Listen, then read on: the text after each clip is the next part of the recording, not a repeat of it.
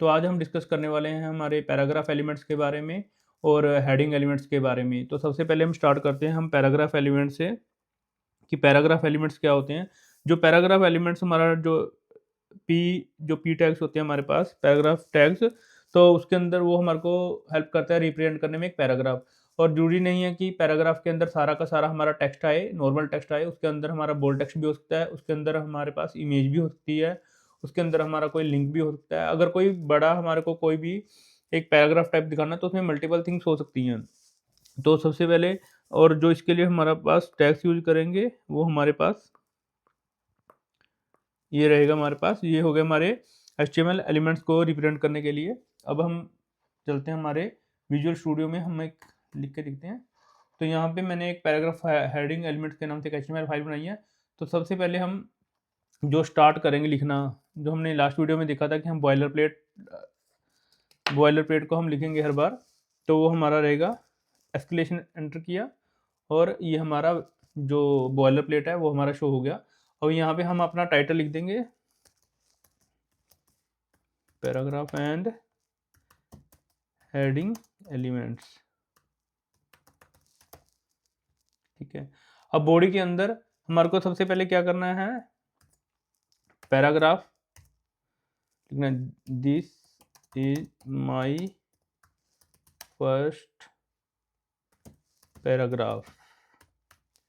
अगर मैं इसको राइट करूँगा, सेव किया, तो जो मेरे को वेब पेज के ऊपर कैसा दिखने वाला है,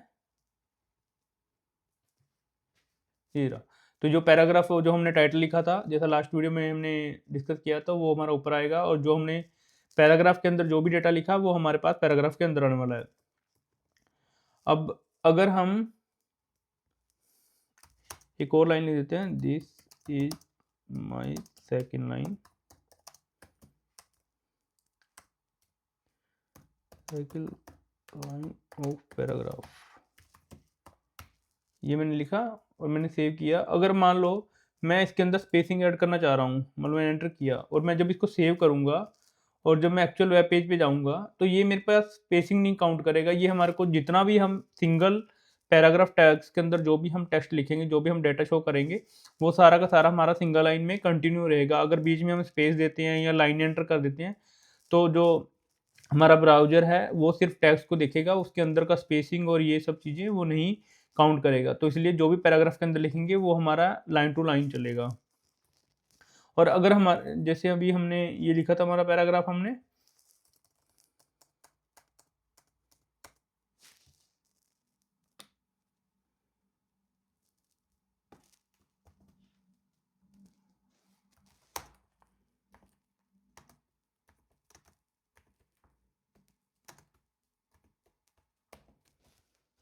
तो यहाँ मैंने एक बड़ा पैराग्राफ यहाँ पे लिख लिया है।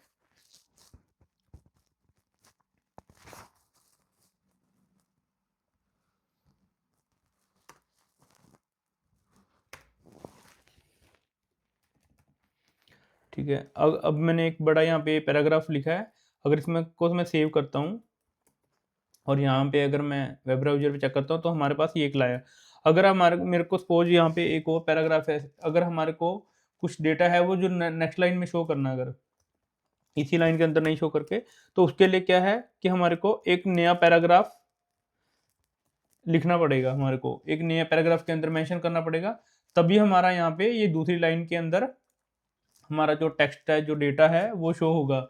और अगर हम सिंगल टैग्स यूज करते हैं तो हमेशा वो कंटिन्यू रहेगा एक ही लाइन के अंदर या एक ही पैराग्राफ की लाइन टू लाइन वो हमारा काउंट रहेगा, लाइन टू लाइन। इसलिए हमारे को यहाँ पे 2 पैराग्राफ लिखना पड़ेगा। अभी अब हम यहाँ पे जैसे बात करी थी कि एक पैराग्राफ के अंदर ही हम मल्टीपल टाइप का टेक्स्ट यूज़ कर सकते हैं। लाइक हमारे को भी यूज़ करना है, मेरे को यहाँ पे ये लाइन मेरे को शो करना है कि बोल्ड के अंदर।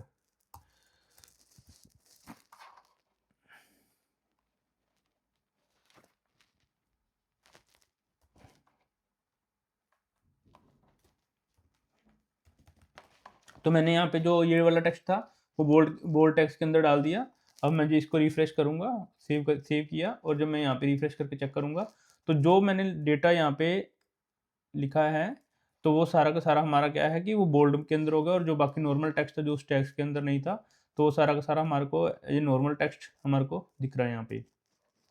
और जो ये चीज़ है हमारे पास, तो इसको क्या बोलते हैं हम, इसको हम बोलते हैं नेस्टिंग। और इसको हम जो टैग्स हमारे अंदर यूज होते हैं इसके, तो उनको हम बोलते हैं नेस्टेड टैग्स। तो मतलब जब हम एक के अंदर जो चीज़ें लिखते हैं तो वो हमारा बन जाता है नेस्टिंग फिनोमिना।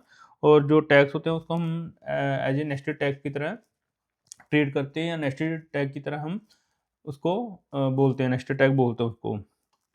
तो हमारा नेक्स्ट जो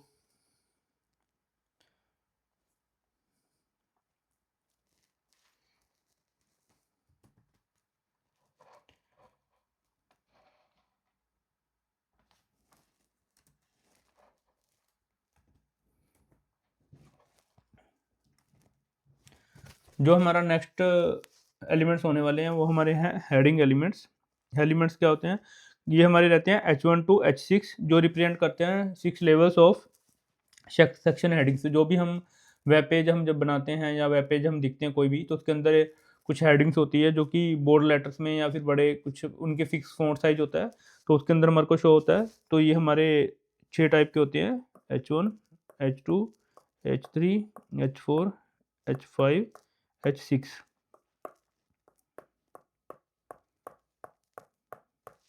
और ये हमारा जो H1 होता है वो लार्जेस्ट होता है, मतलब हाईएस्ट लेवल सेक्शन हेडिंग, मतलब सबसे बड़ा साइज होगा। और जो फिर हमारे पास ये स्मॉलेस्ट में चलता रहेगा, और ये हमारा होगा स्मॉलेस्ट।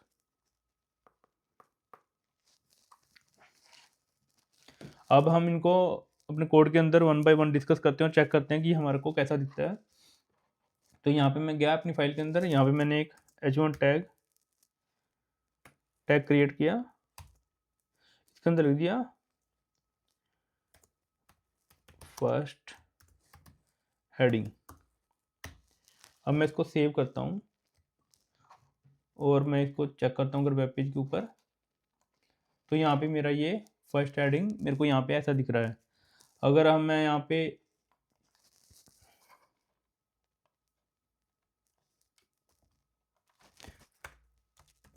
H2 सिमिलर कंट्रोल है, सेव किया। अब मैं H2 को देखता हूँ यहाँ पे, तो जो मेरा फर्स्ट था वो सबसे बड़ा साइज था, और जो जो फर्स्ट फिर मैंने जब नेक्स्ट किया तो वो हमारे पास उससे छोटा साइज आया।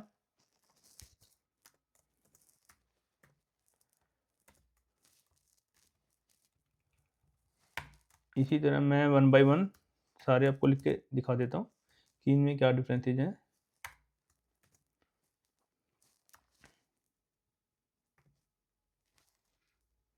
टू थ्री फोर 5 और ये मेरा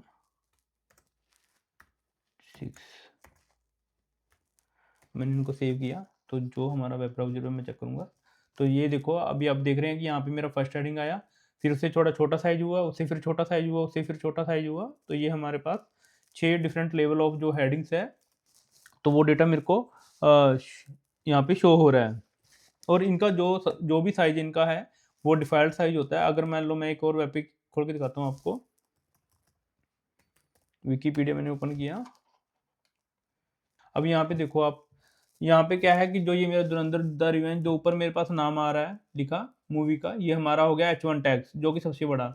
और उसके बाद फिर नीचे अगर कुछ चीज़ों का हमारे कुछ पैराग्राफ है उसको हाईलाइट करना है, तो उसके अंदर हमारे पास जो साइज है उससे थोड़ा छोटा है कि H2 यूज हो जाएगा। अगर हमारे को और इसे छोटा यूज करना है तो वो सारा का वो हमारा H3 हो जाएगा। लाइक जो भी सब इन्होंने बना रखा है सब यहाँ पे पैराग्राफ, लाइक प्लॉट या फिर कास्ट या प्रोडक्शन, तो ये इन सभी का एक ही फ़ॉन्ट साइज़ है। और अभी यहाँ पे हम जब पैराग्राफ की डिस्कशन कर रहे हैं, तो यहाँ पे देखो एक पैराग्राफ के अंदर इन्होंने कुछ ब्लैक में लिख रखा है, कुछ इन्होंने यहाँ पे हाइलाइट करके लिख रखे, कुछ लिंक दे रखे हैं, कुछ यहाँ पे लिख रखा है। तो इस तरह से ये डिफरेंट चीज़ें हम पैराग्राफ में करते हैं, और ये हमारी डिफरेंट टाइप्स की हेडिंग होगी जो हम यूज़ करते हैं। और मोस्टली क्या होता है कि हमारे पास वेब पेज के ऊपर H1 मोस्टली वन एक ही रहता है। H2, H3, H4 वो मल्टीपल हो सकते हैं अकॉर्डिंग टू द रिक्वायरमेंट, हमारे वेब पेज के ऊपर रिक्वायरमेंट क्या है। तो दूसरी बात ये है कि जब भी हम अपने CSS के अंदर इसकी स्टाइलिंग करते हैं हम वेब पेज के अंदर, तो हम नॉर्मली जो भी हमारी हेडिंग्स होती हैं उसका फ़ॉन्ट साइज़ हम नहीं छेड़ते, क्योंकि वो स्टैंडर्ड साइज़ है और एचटीएमएल का जो स्टैंडर्ड साइज़ है हम उसके साथ नहीं कुछ भी छेड़खानी करते। और मोस्टली हम जो हमारे पास हेडिंग एलिमेंट्स है तो वो हमारे सारे नॉर्मली सेम ही रहते हैं। और ये था हमारा पैराग्राफ एलिमेंट्स और हेडिंग एलिमेंट्स के बारे में। आई होप आपको ये समझ आया होगा। तो मिलते हैं हम नेक्स्ट क्लास के अंदर। इसमें हम डिस्कस करेंगे एक प्रैक्टिस क्वेश्चन जो अभी तक हमने सीखा है, उसके उसके बेस पे हम एक प्रैक्टिस क्वेश्चन सॉल्व करेंगे, करके देखेंगे स्टेप बाय स्टेप कि एक पेज को कैसे क्रिएट करते हैं, सिंपल पेज को, जितना भी हमने किया है। तो thank you for watching this video. I hope अगर आपको ये वीडियो अच्छा लगा हो तो प्लीज़ लाइक करें, शेयर करें और मेरे चैनल को सब्सक्राइब करें। Thank you so much for watching the video.